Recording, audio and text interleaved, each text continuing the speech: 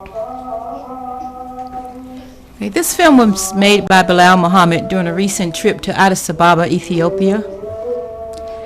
Bilal, who are these people and what are they doing? Well, this is the first of several gatherings I had the pleasure of observing. These are Christians praying during the fasting period. I found that during the 2 months prior to Easter, they gather at special times of the day to pray and worship together.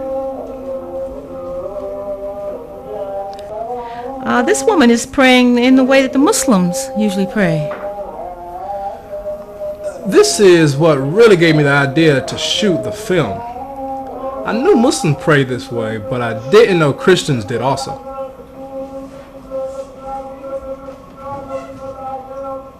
So in what ways are the Muslim and the Christian prayers similar?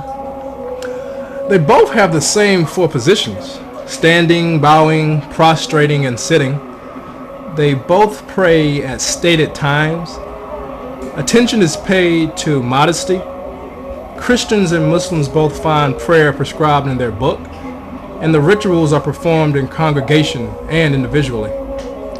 And in what ways are they different? Some of the differences are found in the length of time they hold the positions. Christians perform the sign of the cross in the standing position, and the sequence of the positions are a little different.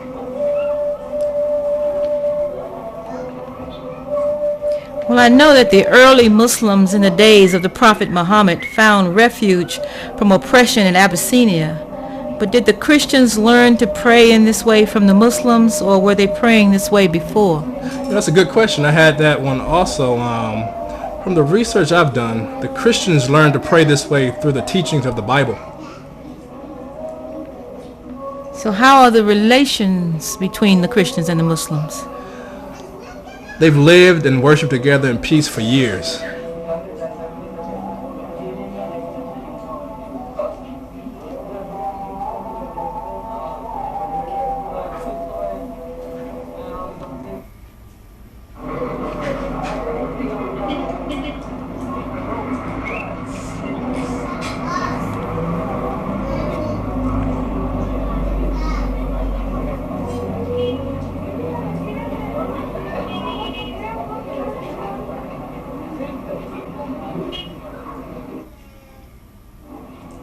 So where are these steps leading? They're leading to another church near the Addis Ababa square.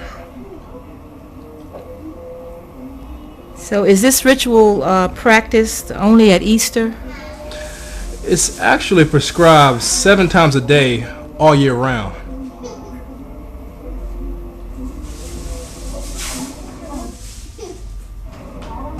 So isn't this a church?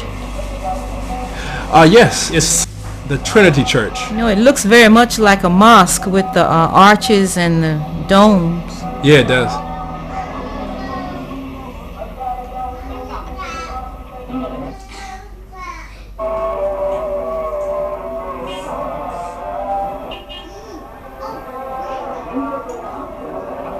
So where is this? This is another church that attracts thousands during this time.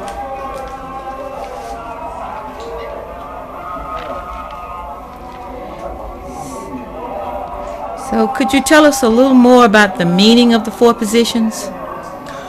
Sure. The first position, standing straight up, reminds them of the upright stance or position they take in life. In the second position of bowing, the eyes or the sight is focused on the earth in front of them to remind them to keep their sight focused on their responsibility as vicegerents or caretakers of the earth. Prostration, the third, is the position of total submission to God, and as a fitting conclusion for one who has lived upright, has fulfilled their responsibility, and submitted to God, the fourth position of sitting is symbolic of the reward or comfort and establishment that comes from them.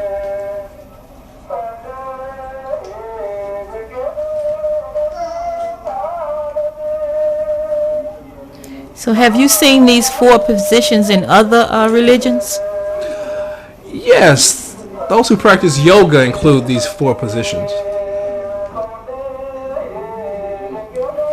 So what language are they speaking?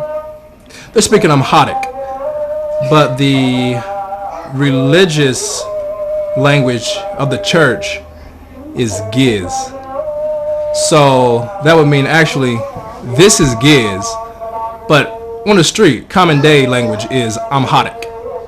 So this is sort of like the Catholics use Latin. Right.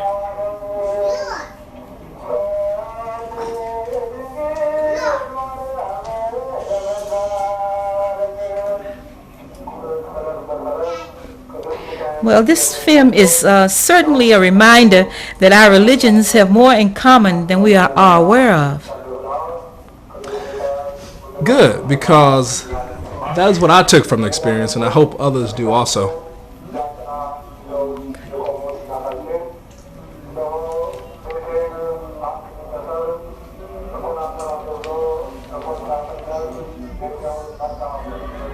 Well, thank you very much, Bilal, for showing us this fascinating discovery.